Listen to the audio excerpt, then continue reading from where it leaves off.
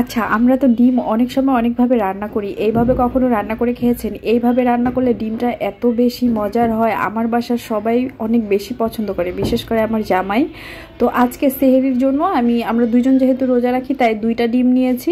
তো ডিমটাকে আমি সিদ্ধ করে মাঝে একটু কেটে নিয়েছি, আর তেল দিয়ে এর মধ্যে হলুদ মরিচ দিয়ে ডিমটাকে ভেজে নিব। আর এইভাবে করে ভেজে নিলে, হলুদ মরিচটা তেলের মধ্যে দিলে কালারটা সুন্দর আসে ডিমের যে সাদা সাদা একটা ভাব, ওইটা কিন্তু রান্না করার পরে আর থাকে না, দেখতে সুন্দর দেখা যায়। এই জন্যই দেয়া, না চাইলে নাও দিতে পারেন। এর মধ্যে কিন্তু আমি একটু লবণের ছিটাও দিয়েছি। তো ওইটা ডিমটাকে ভাজার পরে ওইটাকে উঠিয়ে নিয়ে একই তেলের মধ্যে আমি ছোট সাইজের একটা রসুন কুচি করে দিয়েছি, আর একটা বড় সাইজের পেঁয়াজ কুচি করে সেটা দিয়ে দিলাম।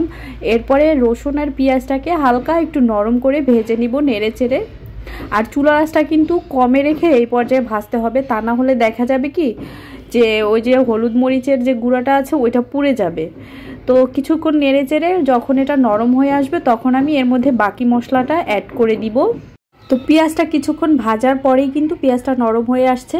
যখন এই পর্যায়ে চলে আসবে, তখন এর মধ্যে দিয়ে দিলাম 1/2 চা চামচ পরিমাণ হলুদের গুঁড়া আর 1/2 চা চামচ পরিমাণ মরিচের গুঁড়া। এখানে ঝালটা যে যেরকম খেতে পছন্দ করেন সেই অনুযায়ী দিলেই হবে। দিয়ে দিলাম পরিমাণ মতো লবণ, ধনিয়া জিরা গুঁড়া অল্প অল্প পরিমাণে দিয়েছি, যেহেতু আমার এখানে ডিমের পরিমাণ কম, তাই সব মশলাও আমি ওই অনুযায়ী দিয়েছি। একটু পানি দিয়ে মশলাটাকে সুন্দর করে কষিয়ে নিব। আর মশলাটা কিন্তু যত ভালোভাবে কষানো হবে, রান্নাটা কিন্তু তত বেশি মজার হয়। এর মধ্যে কিন্তু আমি একটু গরম মশলার গুঁড়াও দিয়েছি, রাঁধুনির যে গরম মশলার গুঁড়াটা কিনতে পাওয়া যায় ওইটা দিয়েছি। তারপরে দিয়ে দিলাম একটা টমেটো ছোট সাইজের, আর দিয়েছি একটা আলু সিদ্ধ করে তারপরে একটু ম্যাশ করে, একেবারে ম্যাশ করিনি, একটু আস্তে আস্তে রেখেছি। আর এই আলুটার কারণেই কিন্তু না এই ডিমটা খেতে বেশি মজার হয়। তো সব কিছুকে এখন একটু ভালো করে কষিয়ে নিব। আর এই আলুর দেওয়ার কারণেই কিন্তু এই ডিমের তরকারিটা বেশি মজার হয়। একবার হলে এভাবে করে দেখবেন মাছ মাংসের থেকেও না এটা অনেক বেশি মজার হয়। অনেকগুলো ভাত খাওয়া যায় এই ডিমের এই তরকারিটা দিয়ে, ঝোলটা দিয়েই অনেকগুলো ভাত খাওয়া যায়, এত বেশি মজার হয়। আর এই আলু দিয়ে ডিমের এই তরকারিটা না আমি আমার শাশুড়ি মার থেকে শিখেছি। তো প্রথমে আমি কিছুক্ষণ কষিয়ে পানি দিয়ে তারপর আবার কিছুক্ষণ কষিয়ে নিয়েছি। আর অবশ্যই কিন্তু রান্নার মধ্যে গরম পানি দিবেন, এতে করে তরকারির স্বাদ কিন্তু অনেক গুণ বেড়ে যায়। সবসময় আমি রান্নায় গরম পানি দিয়ে, এটা কিন্তু আমি বলে দেই। তারপরে আরও একটু গরম পানি দিয়ে তারপর যখন এটা একটু বলক চলে আসবে, তখন এর মধ্যে আমি ভেজে রাখা ডিমগুলো দিয়ে দিলাম।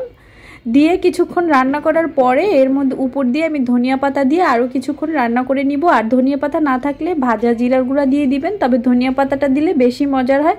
এখন যেহেতু ধনিয়া পাতার সিজন পাওয়া যায়, তাই আমি ধনিয়া পাতাটা দিয়েছি। তারপর আরও কিছুক্ষণ রান্না করে নেওয়ার পরে কিন্তু আমার ডিমের তরকারিটা হয়ে গিয়েছে। এটা দেখেই বুঝতে পারছেন কতটা সুন্দর হয়েছে। এটা কিন্তু ভাত ছাড়াও রুটি পরোটা দিয়েও খাওয়া যায়। তো গরম ভাত দিয়ে খেতে কিন্তু দারুণ লাগে। এই তো, ভালো থাকবেন।